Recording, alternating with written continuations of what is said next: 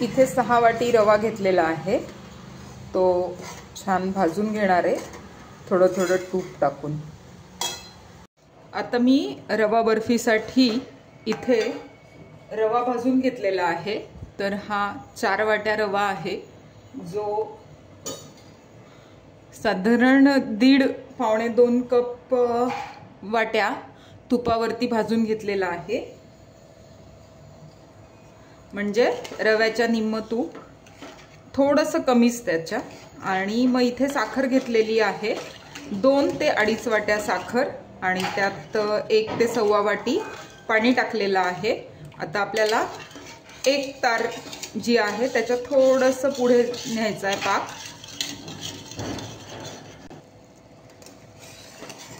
साखर विरघळलेली आहे, आता बघूयात आपण 1 तार येते का। थेंब पडताना बघायचंय।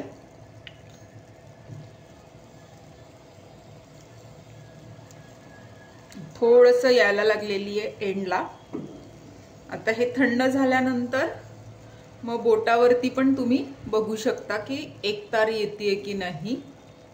कॅमेरा फोकस करत नाहीये। पाक थोडासा 1 तारीच्या जवळ आलेला आहे। आता मी त्याच्यात वेलची पूड टाकतीये, साधारण छोटे एवढे 2 चमचे वेलची पूड टाकली। आता आपण बघूयात आपली 1 तारी पाक झालाय का। तर अजूनही हे पसरतच आहे, त्यामुळे आपला पाक काही झालेला नाहीये। हे बघा, हा अजून पूर्ण झालेला नाहीये, पण 1 तार यायला लागली आहे। तर आता ह्या स्टेजला मी त्यात गॅस मोठा करतेय आणि हे जे भाजलेलं आपलं रवा मिश्रण होतं ते मी यात टाकणार आहे। अजून पाक पूर्ण झालेला नाही आपल्याला पाहिजे तसा, पण तरीही मी त्यात रवा टाकलेला आहे आणि गॅस आता बारीक केलेला आहे, म्हणजे रव्याच्या गुठळ्या होणार नाही। आता मिश्रण सगळं मिक्स करून घेतलंय, पण पातळ आहे ते, तर मी यात थोडं शिजू देणार आहे अजून एक 10 ते 15 मिनिटं। कारण आपण लाडू न करता, लाडू करायचे असतील सेम ह्याचे, तर हे साधारण रात्रभर मुरवत ठेवलं की छान लाडू तयार होतात।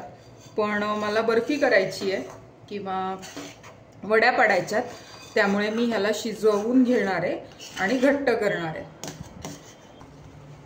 आता इथे छान मिश्रण जे आहे ते झालेलं आहे, तर मी गॅस घालवणार आहे।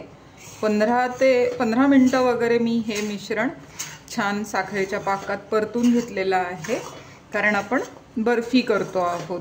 तुम्हाला हवं असल्यास ह्या स्टेजला तुम्ही ड्रायफ्रूट्स टाकू शकता। आता मी हे ताटात काढून घेणार आहे, गॅस घालवतीये आणि हे जे आपण ग्रीस केलेलं ताट आहे त्यात हे मिश्रण मी टाकणार आहे।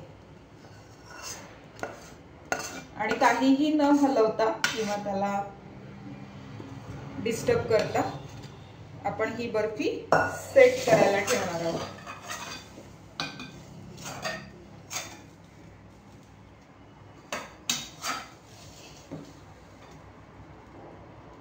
इथे फक्त आपण असं हलवून घेऊयात, तूप कडेला आलेला आहे आणि मस्त थंड करून घेऊयात आणि मग बघूयात आपली बर्फी कशी होतीये।